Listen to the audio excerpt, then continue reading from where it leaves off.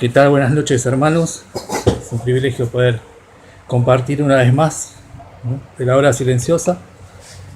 Ahora estamos en el primer libro de Samuel. ¿Cómo cuesta, no? Decir primer libro.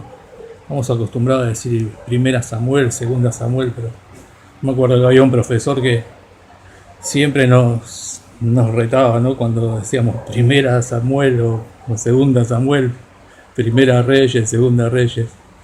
Y realmente estos dos libros, tanto el primer libro como el segundo libro, es muy importante, ¿no?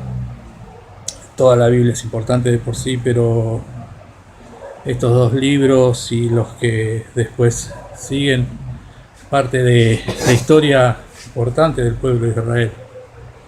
Y son libros donde hay grandes hombres de Dios, como también hay hombres que fallaron a Dios, hombres que se portaron mal delante de Dios.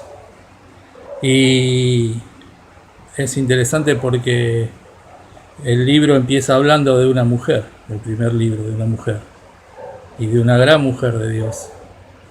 Y realmente mirando este primer capítulo, el capítulo 1 hasta el versículo 18, podemos ver, ¿no?, a una mujer, a Ana, que estaba pasando por una gran angustia. Podemos ver muchas cosas, ¿no?, así sueltitas, enseñanzas para nosotros, pero yo me quedaba con la enseñanza que nos da Ana, ¿no?, a cada uno de nosotros, principalmente para mi vida. Y para no hacerlo muy extenso, no voy a leer todo el párrafo, pero sí voy a citar algunos versículos que me llamaban mucho la atención y que eran enseñanzas también para nosotros, dentro de lo que es lo que Ana nos enseña, ¿no?, a través de sus actitudes, a través de su vida. Y vemos que Ana tenía una gran angustia porque no podía tener hijos. Dios no le había concedido tener hijos. Y ella estaba viviendo una gran angustia, no solamente por eso, sino que también la otra esposa de su marido, de Elcana, se burlaba, le irritaba, ¿no? Y realmente no solamente tenía que soportar el dolor, la angustia de no poder tener hijos, lo importante que era en esa época no tener hijos, ¿no? No lo vamos a explayar ahora, a desarrollar ahora, porque lo hemos visto un montón de veces, ¿no?, lo importante que era para las mujeres del pueblo de Israel no tener hijos, o tener hijos especialmente. Pero vemos que acá ella tenía que soportar no solamente eso, sino también a una persona que se burlaba, ¿no?, que la despreciaba. Y realmente una de las cosas que me llamaba la atención es el versículo 8, dice: y Elcana, su marido, le dijo: Ana, ¿por qué lloras? ¿Por qué no comes? ¿Y por qué está afligido tu corazón? ¿No te soy yo mejor que 10 hijos? Y vemos unos versículos que dice más atrás, que dice: pero a Ana, Elcana, daba una parte escogida porque amaba a Ana. Y sin ninguna duda no podemos poner en duda el amor de este hombre hacia Ana, ¿no? Acá lo dice. Pero vemos que una de las cosas que me llamaba la atención es que él no estaba entendiendo, no podía entender, ¿no?, por qué la angustia de Ana. Y eso me hacía pensar que nosotros muchas veces, si bien amamos a nuestras esposas, ¿no?, creo que amamos a nuestras esposas, yo lo puedo decir de mi parte, pero bueno, sí, seguro que sí, yo sé que sí. Pero muchas veces no entendemos, ¿no?, porque realmente muchas veces no podemos entender. Y acá vemos que este hombre quiso consolarla, quiso animarla, pero realmente vemos que él no entendía realmente lo que estaba pasando, ¿no? Y si podía entender algo, realmente no entendía lo que era la magnitud del dolor, de la angustia que tenía Ana, ¿no? Pero una de las cosas que me llevaba a pensar es que Si bien nosotros amamos a nuestras esposas, también tenemos que muchas veces entender, ¿no? Y saber que quizás ellas pasan por cosas que nosotros no podemos tener dimensión, ¿no? de lo que ellas están pasando, pero tenemos que nosotras muchas veces entender, ¿no? Entender sus problemas, sus angustias y, y realmente poder estar al lado de ellas, ¿no? Al lado de ellas y poder estar, aunque muchas veces no entendamos, pero sí apoyándolas. Y bueno, vemos que acá vemos que el Cana no podía entender, ¿no? A su mujer, no podía entender lo que ella estaba pasando. Pero también otra de las cosas de que de alguien que no podía entender lo que ella estaba, lo que a ella le pasaba era a Elí, ¿no? Lo vemos más adelante. Ahora una de las cosas que también quería ver es que veía que muchas veces nosotros juzgamos a las personas por lo que vemos. No, acá vemos que Elí pensó que ella había estado tomando, que estaba ebria, ¿no? Porque dice que ella hablaba pero solamente se movían sus labios y no se oía su voz.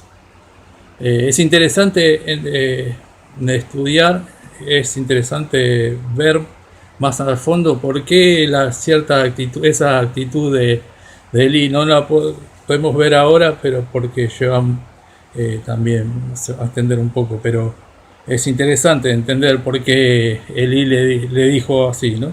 Pero una de las cosas que podemos ver acá es que él la estaba juzgando sin saber lo que le pasaba. Y muchas veces nosotros hacemos así, ¿no? Muchas veces nosotros juzgamos a personas por cosas que vemos, pero realmente no sabemos por qué las hacen. Muchas veces no sabemos sus problemas. Muchas veces podemos decir, mira qué amargado, qué cara amargado, siempre.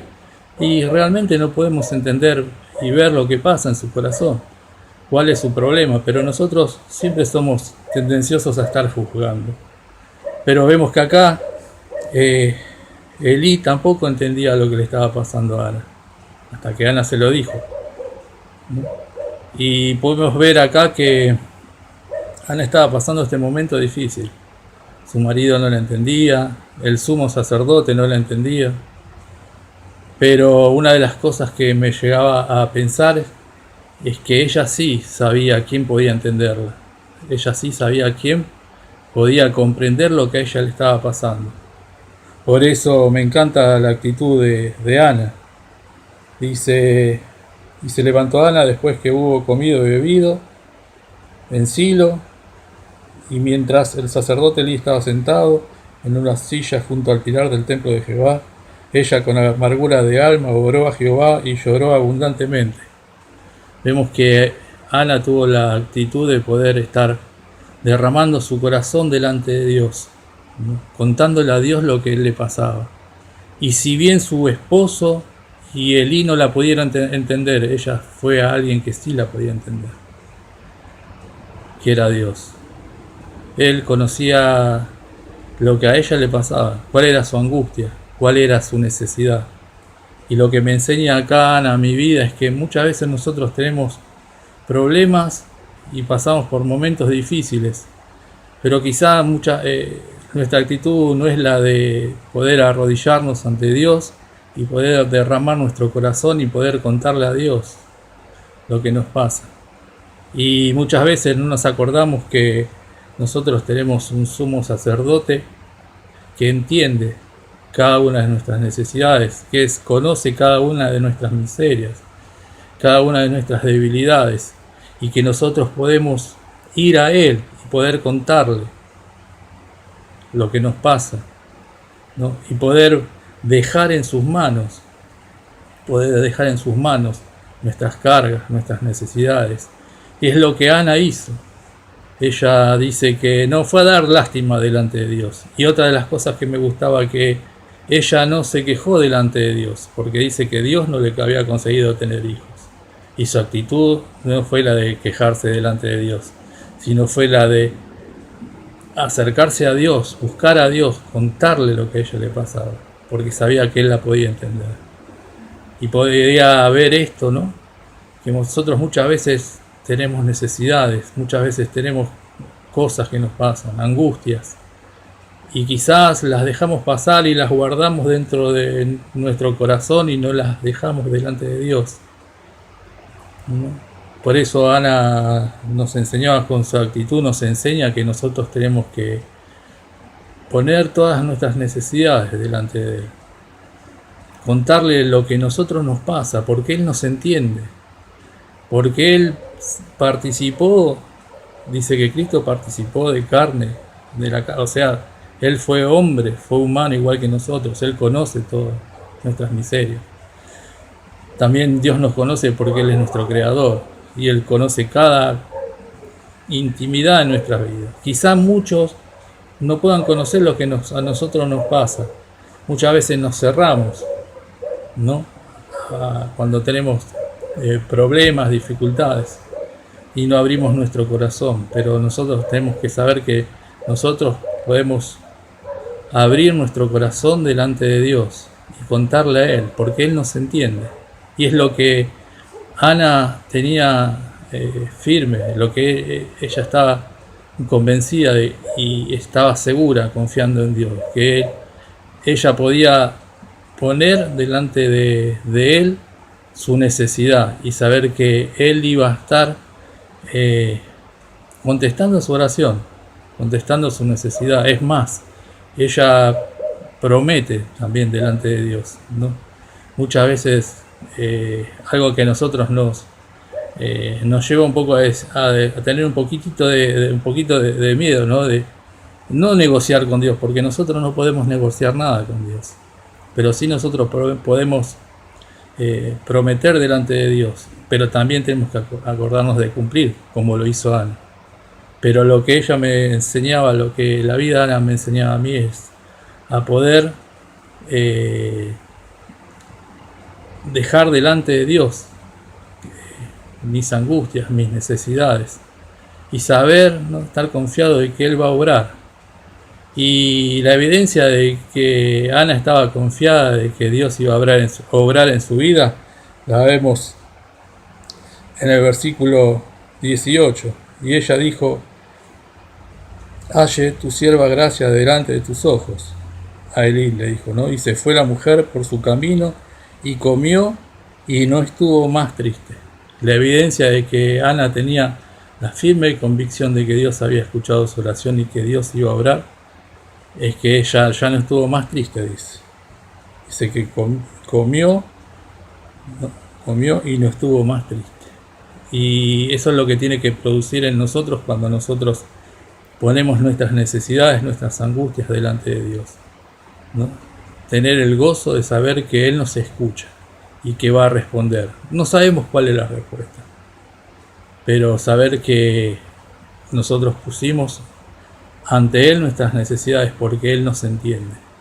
Y quería compartir esto con ustedes y que pueda ser de bendición para cada una de sus vidas. Que tengan una linda semana. Un abrazo, bendiciones para todos.